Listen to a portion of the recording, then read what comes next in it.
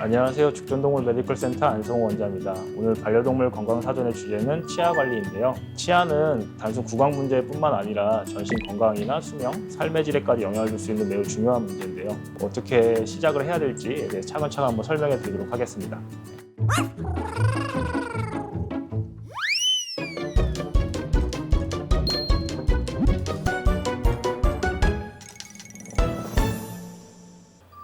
당연히 양치질은 해야 되고요. 양치질을 빼놓고는 치아 관리를 설명할 수 없고, 양치질이 안 된 경우에 사람이랑 마찬가지로 치석이 쌓이게 되고, 그 치석으로 인해 많은 치주 질환이나 치아 질환의 원인이 되기 때문에 양치질은 꼭 해줘야 됩니다.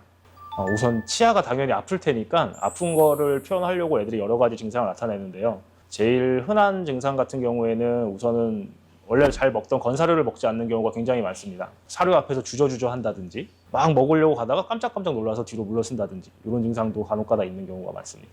언제부턴가 사료통 주변이 지저분해지기 시작하는 경우가 많은데요. 그거는 씹다 보면 통증이 오니까 애들 깜짝깜짝 놀라서 뱉고 하면서 쪼가리가 된 사료들이 좀 많이 나타나는 경우가 있고요.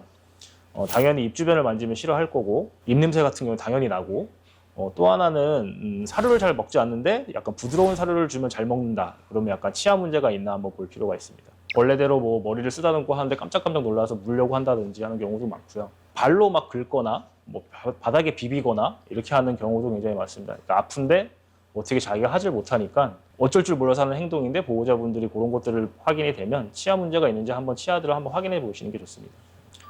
제일 좋은 게 양치질이죠. 지금 양치껌도 있고, 뭐 스프레이도 있고, 이렇게 바르는 치약도 있고 하는데 이것들이 다 양치질이 안 돼서 지금 나오는 것들이고요. 어쨌든 제일 좋고 효과적인 거는 물리적인 자극을 통해서 프라그나 이런 걸 제거해 주는 게 제일 좋기 때문에 제일 좋은 건 어쨌든 양치질이고, 그게 안 되면 대안으로 나머지 것들을 시도하는 게 좋고요. 양치질을 하면서 보호자분들이 제일 힘들어하는 게 애들이 하기 싫어한다 이렇게 얘기를 하는데, 입속에다 이상한 짝대기를 쑤셔 넣으면 당연히 깜짝 놀라고, 그래서 보통 양치질을 할 때 약간 적응시키는 시기가 좀 필요하고요. 일주일이나 2주일 정도 시간을 갖고 처음에는 뭐 손만 넣는다든지, 그리고 두 번째는 뭐 치약을 좀 맛을 좀 적응시킨다든지, 세 번째는 뭐 손에다 치약을 발라서 좀 해주고, 그리고 그 다음에 양치질을 칫솔질을 해야 되기 때문에 그런 좀 차근차근 과정을 거치면서 좀 적응시키는 게 좀 도움이 될 거라고 생각됩니다. 보통 양치질을 할 때 저희가 말씀드릴 때 치아 교합이 보통 윗니가 바깥쪽으로 가고 아랫니가 안쪽으로 이런 식으로 교합되는 경우가 많거든요. 그러면 치석도 서로 부딪히는 면은 좀 덜 생기는 경우가 더 많아요. 그래서 보통 양치질을 할 때 윗니 바깥쪽, 아랫니 안쪽을 좀 더 신경을 써서 좀 해주시라고 하는데, 그쪽이 확률적으로 치석이 좀 많을 경우가 많거든요. 근데 이게 아랫니 안쪽은 양치질하기 정말 쉽지 않습니다. 벌려주지도 않고 거기에 뭘 넣으면은 막 구역질도 하고 그래갖고 좀 어렵긴 한데, 그런 걸 좀 신경 쓰시면서 보시면 될 것 같습니다.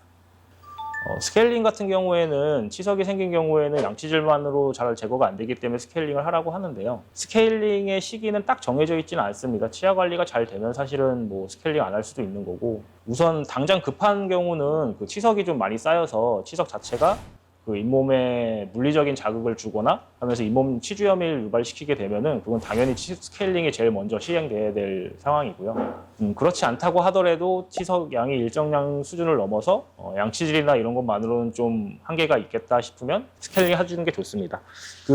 보호자분들이 병원에 와서 그 스케일링을 해야 되냐고 많이 물어보는데, 저희가 보호자분들 뭐라고 그러냐면, 저희가 사람들은 치과에 가면 양치질을 매번 해도 6개월마다 한 번씩 스케일링을 한다고 하거든요, 하라고. 근데 그 강아지들은 얼마나 양치질을 안 해주시면서 스케일링을 해야 되냐고 물어보시면 저희가 그렇게 얘기하는 경우도 있습니다. 네, 도움이 되는 거는 맞고요. 그 껌이나 이런 것들도 어쨌든 그 양치질과 비슷한 효과를 낼 수 있게 만든 거로 나온 걸로 알고 있거든요. 그러니까 치아가 그런 제품에 박혀서 빠지면서 양치질을 비슷한 효과를 내게. 구강세정제는 그런 효과보다는 약간 그 소독 개념이죠. 사람들도 치과 가면 소독약을 받듯이 그런 식으로 합니다. 우선 치아 상태를 확인을 해야 되는데요. 전체가 다 빠진 건지, 뿌리가 혹시 남아 있는지, 다른 연부 조직에 손상은 없는지 확인을 하셔야 되고요. 부러진 경우는 이게 제일 중요한 게 치수광이 노출됐는지를 봐야 돼요. 신경이 혹시 노출되게 되면 지속적인 통증을 유발할 수 있기 때문에, 그런 경우에는 뭐 치과 엑스레이나 이런 거 검사를 통해서 그런 경우 상황이 발생된다고 그러면 신경들을 다 제거를 하고 거기에 레진을 메꾸거나 하는 치료가 필요합니다.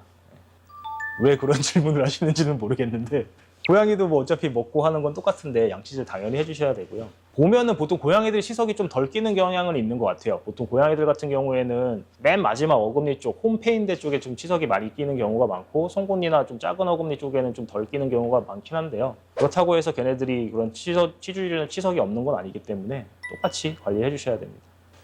치압성 병변은 그 파골세포가 과하게 활성화되면서 치아를 어떻게 보면 녹이는 질병인데요. 보호자분들이 초기 치압성 병변을 잘 구분 못 하시는 경우가 많고요. 그냥 치석이 낀 거 아니냐? 아니면 잇몸에 올라온 거 아니냐? 이렇게 얘기하시는 경우가 많아요. 보통은 송곳니 바로 뒤에 이부터 시작하는 경우가 많은데 그 혹시나 치압성 병변이 의심되면 제일 정확한 방법은 치과 엑스레이로 뿌리나 근간 쪽에 손상이 있는지 확인하는 게 제일 정확하고 집에서 간단하게 확인할 수 있는 방법은 손톱이나 단단한 물체로 그 의심되는 부위를 살짝 긁어보면 움푹 패인 데가 있는지 한번 확인해 보시면 됩니다.